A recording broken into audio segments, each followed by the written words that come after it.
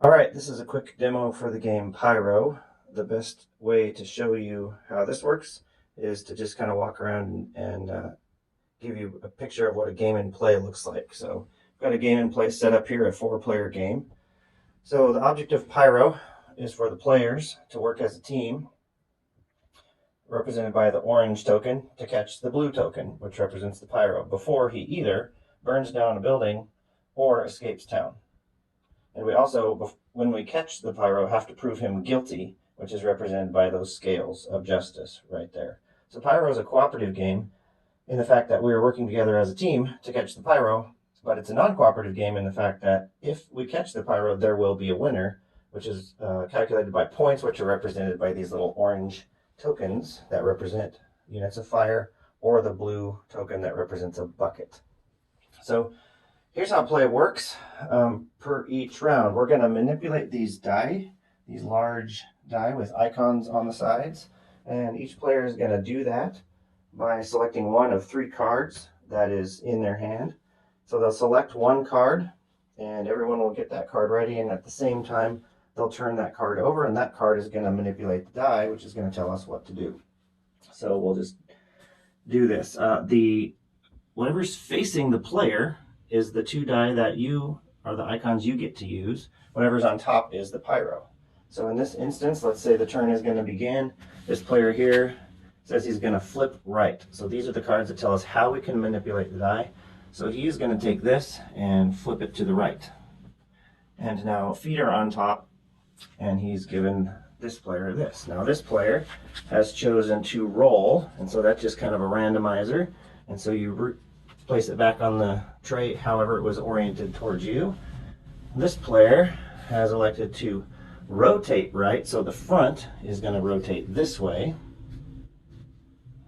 And then this last player has decided to flip back. So his die, which is always the one on the player's right, is going to go back, okay? So everyone's made their selection. Now we know what the Pyro is going to do for this turn. So we take one of these cards, because the Pyro can do between 2 and 4 actions each turn. It's random. And so the arrow goes towards the first player, which in this case was right here. So we know that several things are going to happen on this turn.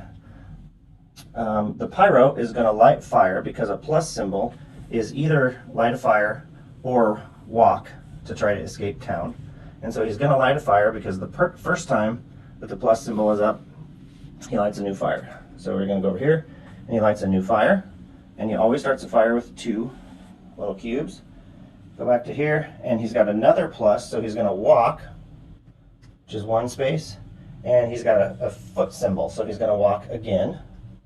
And then he's got the hammer, so he's going to add to his scales of justice that says he is not guilty. Okay, so that's how the Pyro moves. Each icon has a rule that the Pyro follows. So for this player, we'll come down here, now has facing him the hammer or a fire symbol. So that means, because those are different, he can either take fire from our buildings to put out fire, or he can add to the guilty, not guilty. Because in order to win the game, we have to prove the Pyro guilty when we catch him. So this player is going to decide to add to guilty, not guilty. Now it's 4 to 4. But the Pyro still isn't guilty, because in America you're innocent until proven guilty. So there has to be one more on the guilty side. So that's his turn. He gets to choose one of those 2 actions. This player gets to walk because he has a feet symbol. So we're going to move 1 player closer to the Pyro, and I want to show you this. And he's also going to land on that little bucket. So that bucket, he's going to collect a bucket symbol, or a bucket token. And a bucket token allows him at any point in the game to trade that bucket for a legal move, and that bucket can go put out fire. So should he not want to walk, he can instead trade that bucket to put out fire to help keep some fire down in the building. Okay, and a bucket is also worth a point.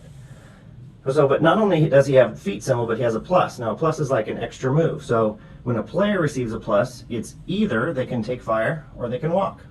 So this player has another choice to make, and he's going to decide to take fire. So he adds it to his total. So we go over here to this player, has fire and plus. So he's going to do the thing that's not a plus first, so he gets to take fire. He's going to put that in his total and a plus. So he's going to make another choice that he can either put out fire or walk. So he's going to walk because we want to get closer to the pyro in order to catch him.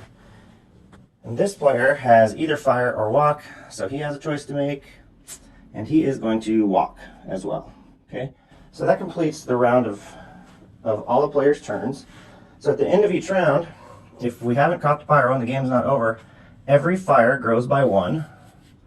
So these are going to get 1 bigger. Here.